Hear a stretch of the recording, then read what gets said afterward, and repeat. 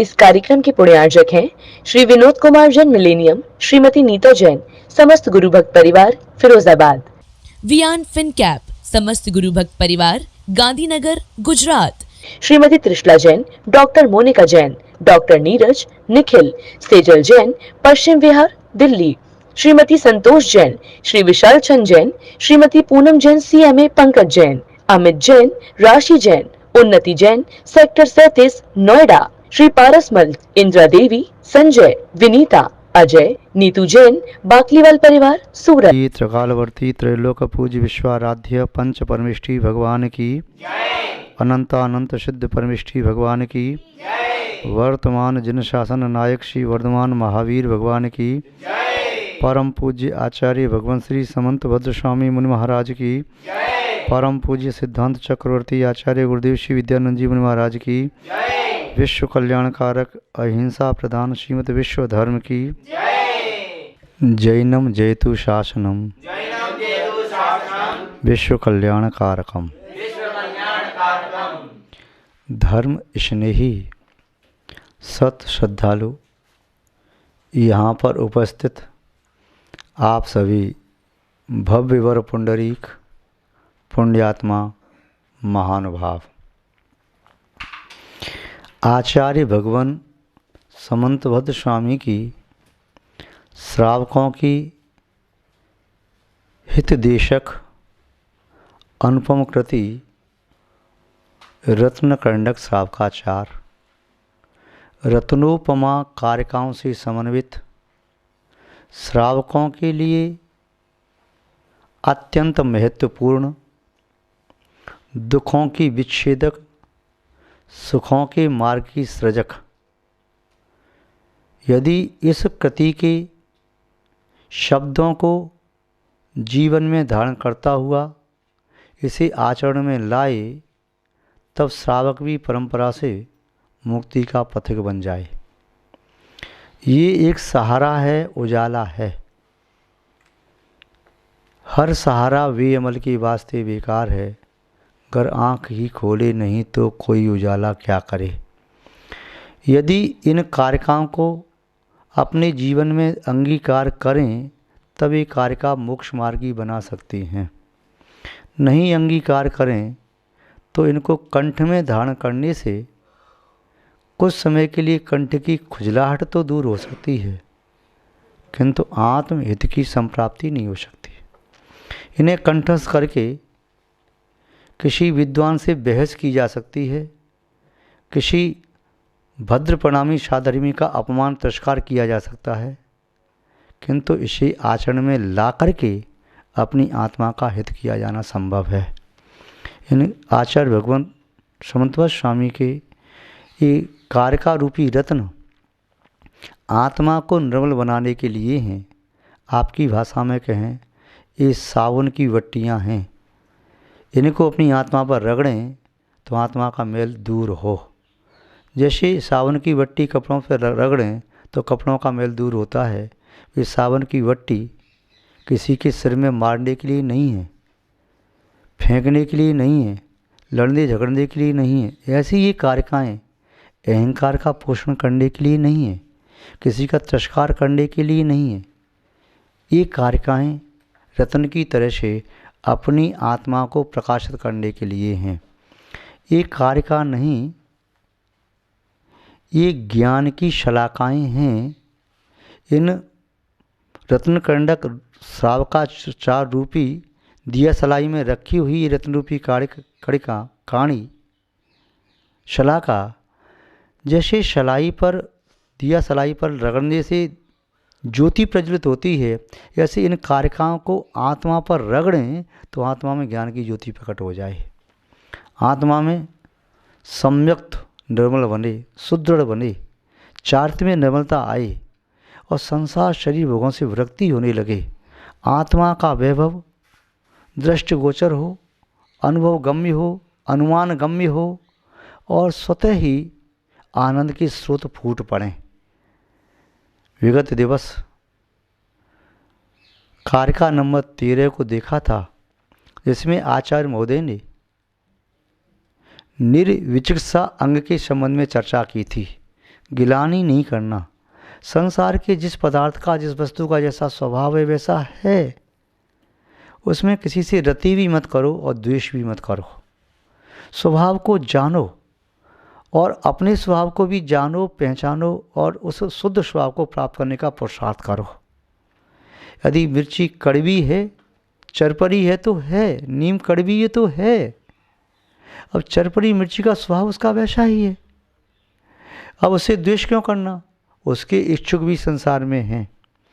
किसी का स्वभाव मीठा है तो मीठा है। ऐसे ही शरीर के स्वभाव को और आत्मा के स्वभाव को जानकर आत्मा को प्राप्त करने का पुरुषार्थ करो। नश्वर के लिए अविनश्वर का अपमान मत करो। नश्वर के अहंकार का पोषण करने के लिए अविनश्वर का अपमान, तिरस्कार मत करो। उस अविनश्वर आत्मा को समझो, जानो। जो नश्वर से दिखाई दे रहा है वह तुम्हारा नहीं है, तुम्हारा तो वह है जो अविनश्वर देखने वाला है। देखने वाले तुम नहीं हो, तुम हो देखने वाले। जो देखने वाला आत्मा है, ज्ञाता दृष्टा, वह तुम हो। मूर्खता का परिचय मत दो। इस 14वीं कारका में यही कहना चाह रहे हैं, विवेक और बुद्धि से काम करो। ये कारकाएँ केवल गुनगुनाने के लिए नहीं है, ये कारकाएँ केवल मन रंजायमान करने के लिए नहीं है, ये कारकाएँ आत्मा को निर्मल करने के लिए साधन हैं। जैसे कोई व्यक्ति रोग होने पर औषधि का सेवन यदि मूर्खतापूर्वक कर लेता है तो औषधि कई बार रोग दूर न करके रोग को बढ़ाने वाली भी हो जाती है। कई बार औषधि का सेवन वह अनुपात में न करके, कम ज़्यादा अनुपात में करे, विधिपूर्ण न करके बिना विधि के करे तो वह औषधि भी हानिकारक हो जाती है। ऐसे ही धर्म के क्षेत्र में मूर्खता का परिचय नहीं देना। किसी वैद्य ने चोट आने पर पैर पर लगाने वाली दवाई दी, लेप दिया और फिर कहा ये हल्दी दूध में डाल करके पी जाना, इससे दर्द कम होगा। उसने उल्टा कर लिया मूर्खता से। जो लेप लगाना था उसको तो घोल के पी गया और हल्दी दूध में डाल करके पीनी थी उसे पैर पे लेप कर लिया। ऐसे ही व्यक्ति धर्म के क्षेत्र में ऐसा करता है कि आत्मा को तो भूल जाता है, शरीर को याद करता है। नश्वर शरीर को पुष्ट करना चाहता है, संतुष्ट करना चाहता है। व्यक्ति की ये मानसिकता है मैं हष्ट-पुष्ट दिखाई दूं, वाह क्या सुंदर लग रही हैं आप तो। शरीर को सुंदर नहीं देखना है, आत्मा को सुंदर बनाना है। शरीर की प्रशंसा मत करो, आत्मा की प्रशंसा करो। और आत्मा प्रशंसनीय है तो शरीर प्रशंसनीय कहा जा सकता है, किंतु आत्मा में मिथ्या दर्शन, मिथ्या ज्ञान, मिथ्या चारित्र है और शरीर चाहे सोने जैसा भी चमकता हो तो किस काम का हो। तो ऐसे ही समझो जैसे स्वर्ण के कलश में जहर भरा हुआ है। स्वर्ण के कलश में भरा हुआ जहर बुद्धिमानों के द्वारा पिया नहीं जाता। उसी तरह से मिथ्या दृष्टि आत्मा की उपासना नहीं की जाती। उपासना रत्नत्रय के फल को जिसने प्राप्त कर लिया है या रत्नत्रय की जो साधना कर रहे हैं उनकी उपासना पूजा अर्चना की जाती है। धर्म बिना विवेक बुद्धि से नहीं किया जा सकता। विवेक लगाना आवश्यक है प्रत्येक क्रिया में। एक क्रिया भी बिना विवेक की हुई तो अविवेक के साथ की गई क्रिया सुखद न होकर के दुखद हो जाती है। एक क्रिया भी अनंत संसार का कारण बन सकती है। एक मिथ्या भाव भी तुम्हें अनंत काल तक संसार में परिवहन करा सकता है। एक मिथ्या वचन का श्रद्धान भी 70 कोड़ा कोड़ी सागर तक घुमाने में समर्थ है। कितना? 70 कोड़ा कोड़ी सागर। ये कल्पकाल होता है। उत्सर्पणी और अवसर्पणी कितने समय के होते हैं? 10 कोड़ा कोड़ी सागर का अवसर्पणी, 10 कोड़ा कोड़ी सागर का उत्सर्पणी।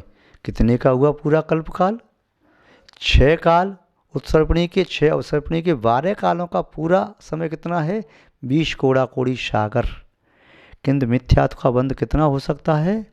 70 कोड़ा कोड़ी सागर। यानी 20 कोड़ा कोड़ी सागर से भी 3.5 गुना ज़्यादा।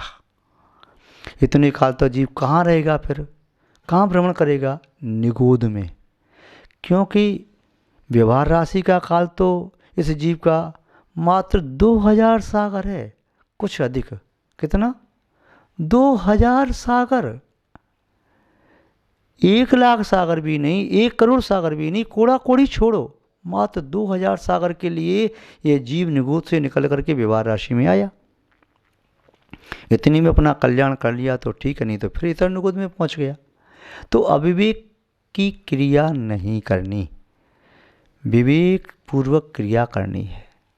क्योंकि व्यक्ति कई बार अपना विवेक न लगाते हुए दूसरों की बात को सुनकर के वैसा मान लेता है, वैसी प्रवृत्ति करने लगता है और पुण्य के स्थान पर पाप का बंध कर लेता है।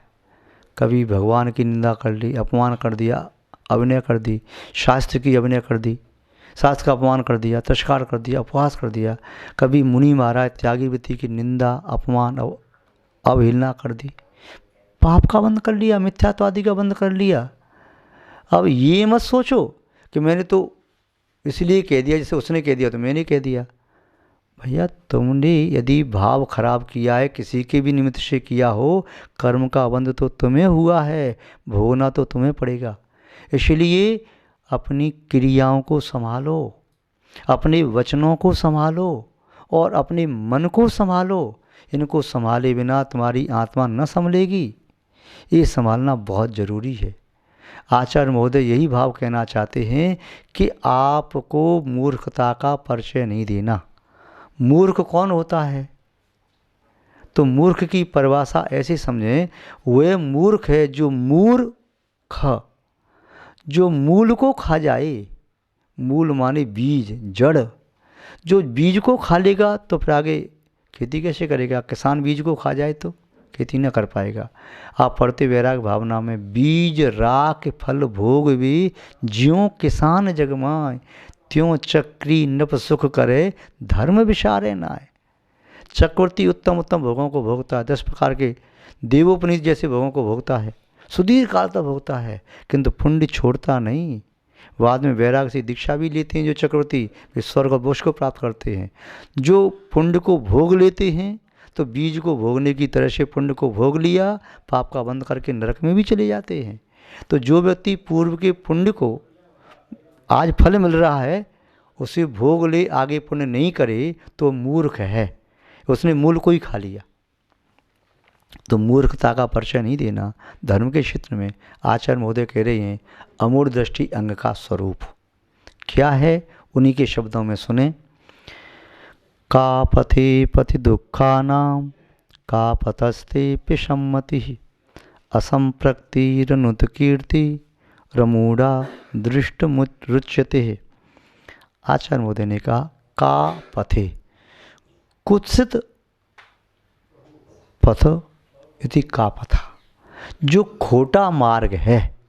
खोटा मार्ग कौन सा होता है? बुराइयों का मार्ग, पाप का मार्ग, इंद्रिय विषय सेवन का मार्ग, संसार परिभ्रमण का मार्ग, दुर्गति दुरावस्था दुख का मार्ग, वह खोटा मार्ग है। का पथे पथि दुखा नाम, दुखों से युक्त, दुखों का जो हेतु है, दुखों का कारण है, ऐसे खोटे मार्ग में।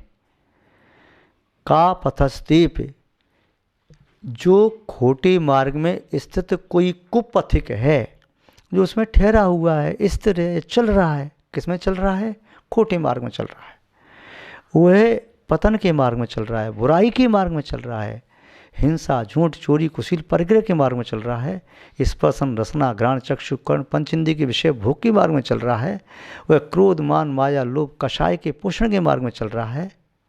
आप देख रहे हैं कि यह संसार मार्गी है, आप देख रही हैं वह मिथ्यात्व का पोषण कर रहा है, मिथ्या दृष्टि है, वह जिनवाणी के वचन को नहीं मान रहा, वीतरागी भगवान के प्रति श्रद्धा नहीं है, अपने आप को ही भगवान जैसा मानता है। 4 शास्त्रों का स्वाध्याय क्या कर लिया, बस फिर तो मुनियों की निंदा करना प्रारंभ कर दिया, शास्त्र की निंदा करना प्रारंभ कर दिया, भगवान की निंदा प्रारंभ कर दिया।